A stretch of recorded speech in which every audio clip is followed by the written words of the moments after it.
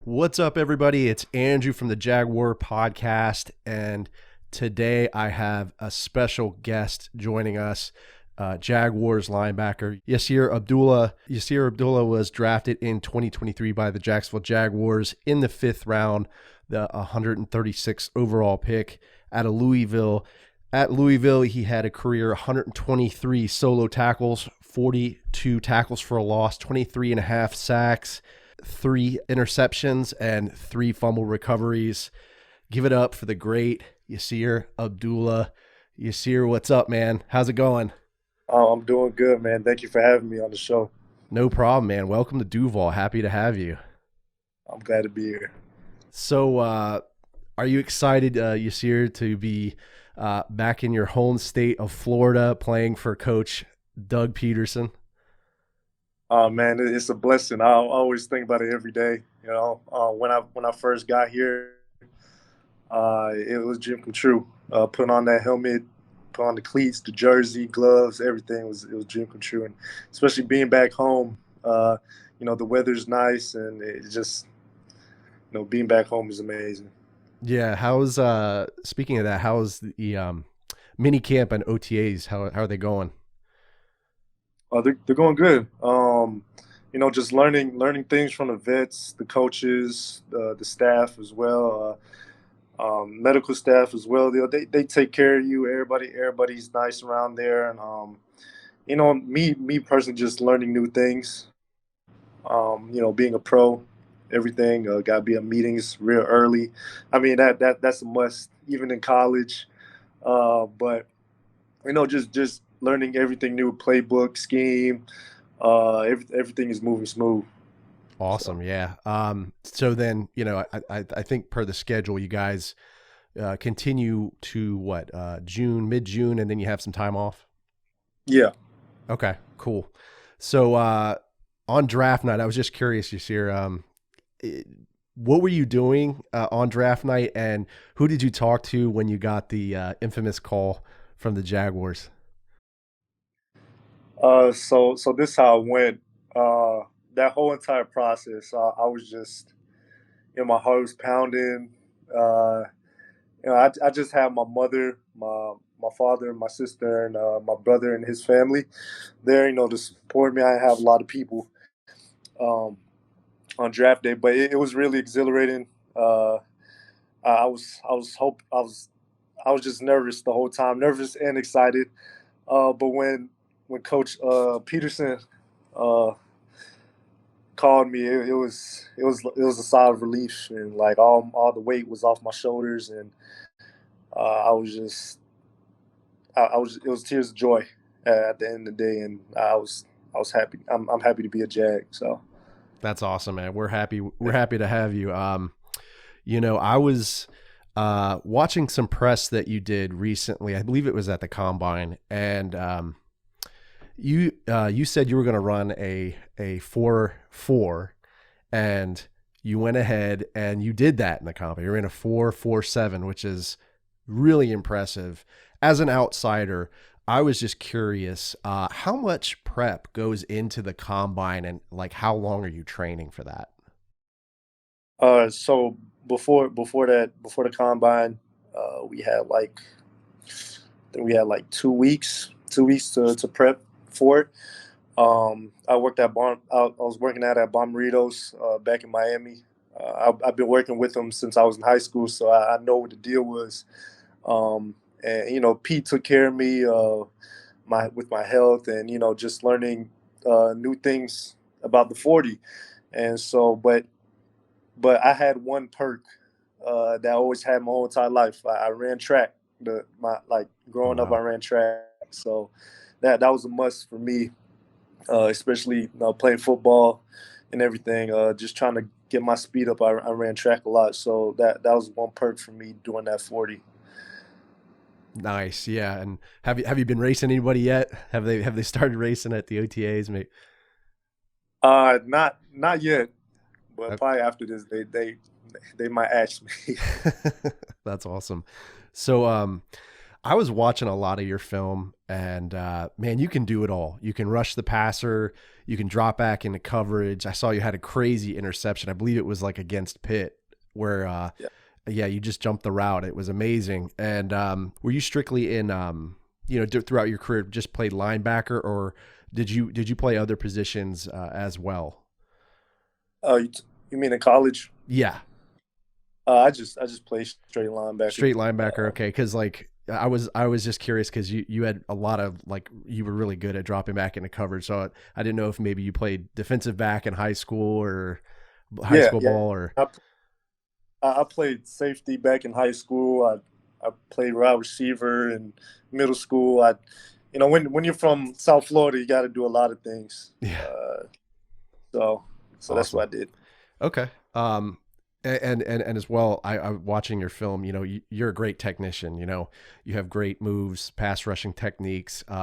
You get good separation from offensive linemen, and you can get up field and wreak havoc. I was just also curious. Was that just from your experience as a player, or did you have to put work in outside of that to enhance those skills?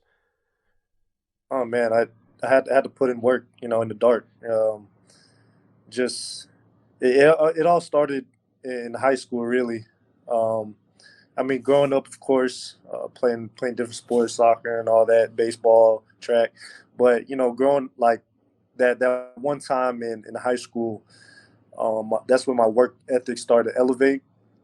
Um, so I had this one moment in high school where like I didn't want to play football no more because I was looked down on. I wasn't getting picked up a lot. I was always picked last and stuff like that. So I was in the garage with my pops, and he told me he was like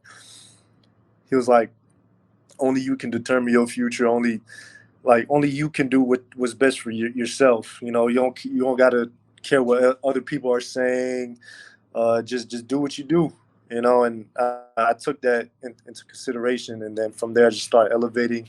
But just in the off season, back home, working with my pass rush specialist. Also working with Devin Bush's uncle with my footwork, DB footwork, and all those tie into to what I do on the field. So Okay. Now, I was also, watching some press that you had done, and you said that you compared your playing style to Hassan Reddick, from the linebacker from the Eagles, and I thought that was really cool, and I think that's pretty accurate. But I was also curious, did you have any players that you looked up to, or like, were your favorite players when you were growing up playing football? I always used to watch James Harrison. Who else? Elvis Dumerville, Florida guy, went to Louisville as well. Um, who else? Von Miller, of course. Everybody watches Von Miller. Who Khalil Mack. There's a lot of guys I can name, but mainly I would watch James Harrison and Elvis Dumerville because they're kind of more relatable to me. So I watch them a lot and watch how they work the edge and how they get back to the quarterback. Okay. Now, your dad, Xavier, he went to University of Florida. I believe he Yeah, played linebacker, right? And he was on the '96 national championship roster there. And yeah. I was just curious. Well, I'm a Gators fan as well, so go Gators. But I was curious: was Louisville always your choice, or was UF kind of out there as well for you? Oh man, I'm still sick to this day, but I went to Louisville and I'm proud to be a Cardinal. But uh, they never picked up the phone. They never called me or anything. And my pops was sick, of course, but I always dreamed about being a Gator growing up. So I've been to the facility like a whole bunch of times. My pops used to take me there, meet Coach Spear. Um, and yeah, man, if I had a time machine, I would go back and you know call those guys up at UF. But it is what it is. Hey man, you made it to the pros, so Oh, that's all. I think you're doing okay. yeah. um, so back to Louisville. During your career there, what was your favorite moment? My favorite moment. Oh man. That what game was it? 2021. When we played UCF. Uh, the final, the game winning pick. Okay. Uh, it was a young cat, uh, Jalen, and he wasn't supposed to drop. He was supposed to blitz during that play, but God put us in the right positions to make great plays. So he dropped back. I dropped. I was dropping as well, and I seen Jalen drop. I was like, Jalen, what you dropping for? Da, da, da. He couldn't hear me because the stadium was loud, but he dropped, and then the quarterback threw it to the receiver. The receiver, it kind of went through his hands and then went into Jalen's hands, and then from there, uh, he takes off running, and then the whole crowd is going crazy. And the receiver that dropped the ball, he's fast. I knew him since in high school. He came in. He's a younger cat. He's fast. I knew he was fast, and then he turned around. He turned the corner, and then he almost caught Jalen. And then that's when I seen. I was like, yeah, I got to get this cat. So I just took off, used that 4.4 speed, and then got the game winning block, and we won the game. Nice. Yeah, that I bet you that crowd was going wild too. So, one last question, Yasir. I like to ask this to my guests. For young aspiring athletes that want to make it in the pros, what would be your advice to them? Oh man, like this game, this game is fun. That's what younger guys always forget, and this game is fun. Don't ever forget that you've been playing it since you was a little kid, and it's always going to be fun. But personally, to all the kids out there, a lot of people told me I couldn't do things. A lot of people got on me by my size and how I looked and stuff like that playing the game. But it's all about heart at the end of the day. It's all about what you do in the back end, what you do in the dark, in the weight room, lifting, on the treadmill, running sprints or the track, going to the field with your coach and, with the cameras off, just doing footwork, pass rush, anything. So, like, always doing little things right, and, the big things will happen. Well, I think that's great advice. Yasir, thanks so much again for taking time to jump on the show. This was a blast, and man, I'll be rooting for you. Hopefully we see you get in the backfield, wreak some havoc, hopefully get some turnovers and bring home some wins there for Duval. And thank you for having me.